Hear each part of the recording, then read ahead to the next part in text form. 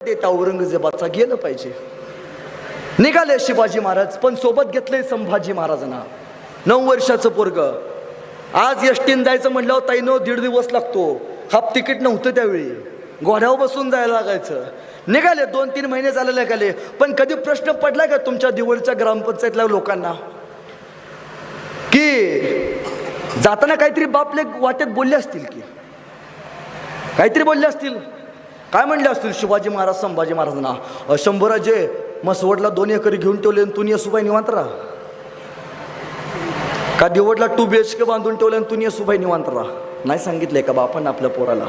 शिवाजी महाराजांनी संभाजी महाराजांना सांगितलंय, शंभूराजे तुम्हाला वाटतं तुमची शमशेर चालावी? शंभूराजे तुम्हाला वाटतं आलेल्या संकटावरती छाती काढून उभा राहावं? तर शंभूराजे त्यासाठी पहिल्यांदा तुम्ही तुमची छाती जिगरबाज केली पाहिजे. एका बापानं आपल्या पोराला सांगितलं.